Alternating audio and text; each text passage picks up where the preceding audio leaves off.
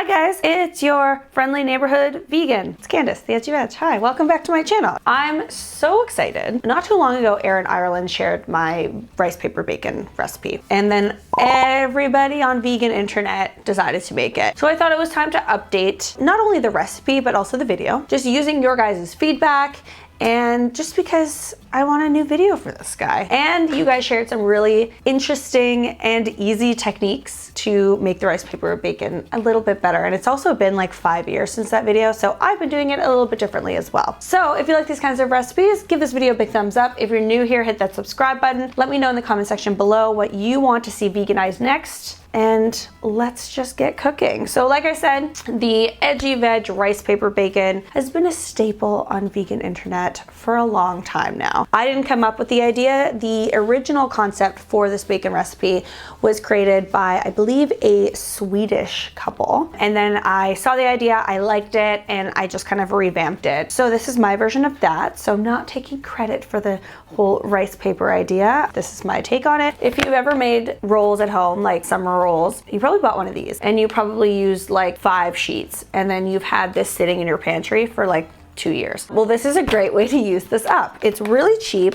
This recipe is really accessible for anyone to make because you can find this at any grocery store. And then the rest of these ingredients that I'm using, you can find at almost any grocery store, with the exception of the liquid smoke, which you could leave out if you don't have access to it, or you can put barbecue sauce in its place because it's a little bit smoky in flavor as well. Enough with the chatting, let's get started.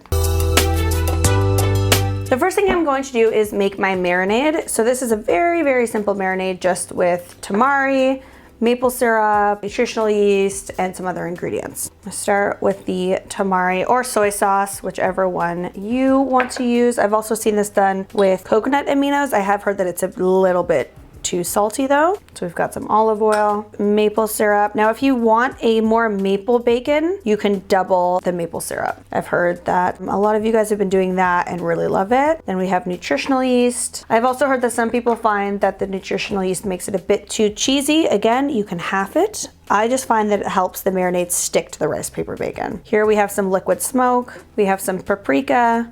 You can use smoked, regular, Hungarian. We have garlic powder and some pepper. So you're just gonna whisk that together, and that's your marinade. I also like to just double up this recipe and keep a bunch on hand. I find that I go through them really, really quickly. They're just, oh, it's so good. Now we are going to cut our rice paper strips. Now, in the first video, I did this with a knife. That's how I saw to do it on the internet when I was first researching this years ago. You guys have shared some better techniques. We have scissors. You guys said that, you know, cutting it with scissors makes it a lot easier to do, doesn't rip as much, and also a pizza cutter. I think scissors are going to be easier, so that's what I'm going to use today. So you pretty much just want to use the scissors and just like cut the rice paper bacon. There's going to be some fallout, but it's not too bad. You can also wet this guy so that it doesn't tear as much. But I'm just gonna go ahead and do that for a bunch of sheets.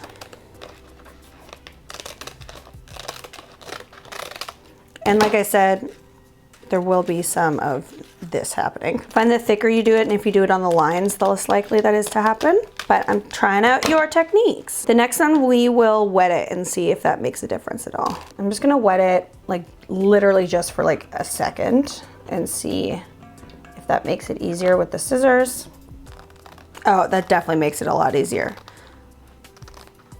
Voila, look at that. Okay, try to get them to be roughly the same size. Obviously that end piece looks nothing like bacon, but that's okay. All right, so do this with like 12 sheets. All right, so I dipped my rice paper into the water just for like a couple seconds all the way around, cut up my strip. So I have my kind of makeshift workstation here.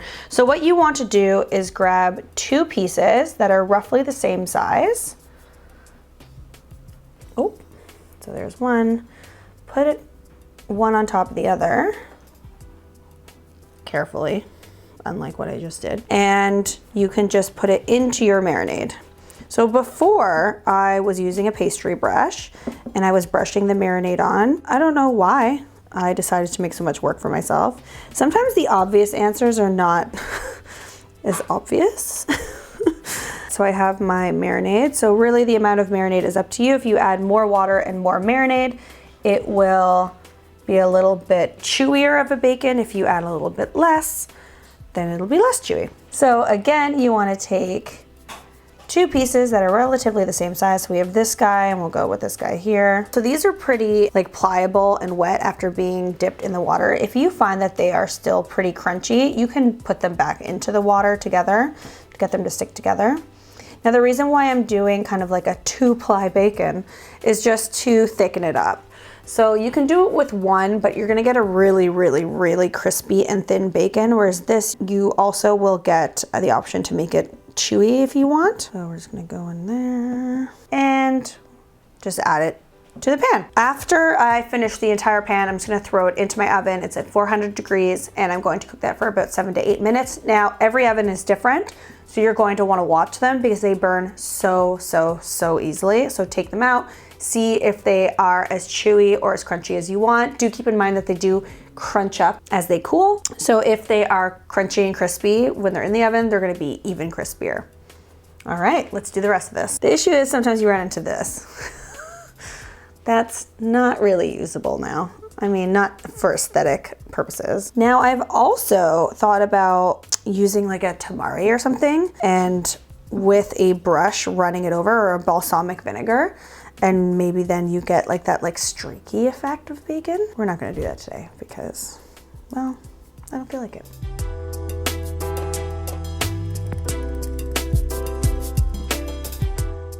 Okay, we are going to stick this into the oven for about 7 minutes-ish. Again, every oven's different. Keep an eye on it.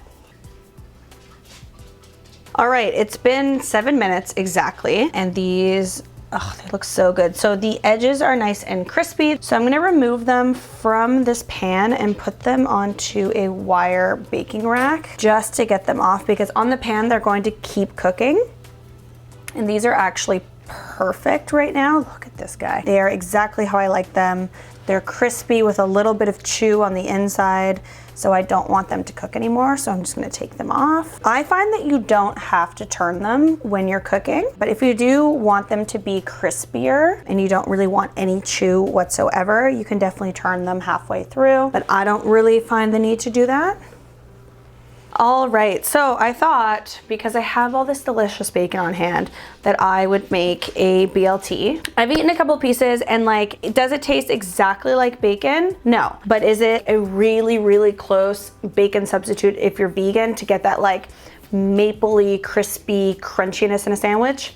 Absolutely. I mean, you're not gonna give it to someone and fool them into thinking it's bacon. Definitely not that, but it makes such an amazing BLT. So I'm gonna throw one together. So we've got all the things. We've got our vegan bacon, we've got our lettuce, we have our tomato, I have this nice bread that we're using for today. So I'm just using this vegan mayo. I put it on the top and the bottom. I have my tomatoes there. I'm going to salt the tomatoes a little bit just because it brings out the flavor of them nicely. Oh my God. Okay, there we go. So just a little sprinkle of salt. The bacon is really salty. Normal bacon usually is, so I'm not really worried about that. We're gonna do the tomato and then the bacon. So as much as your heart desires. Add a little bit more mayo to this guy.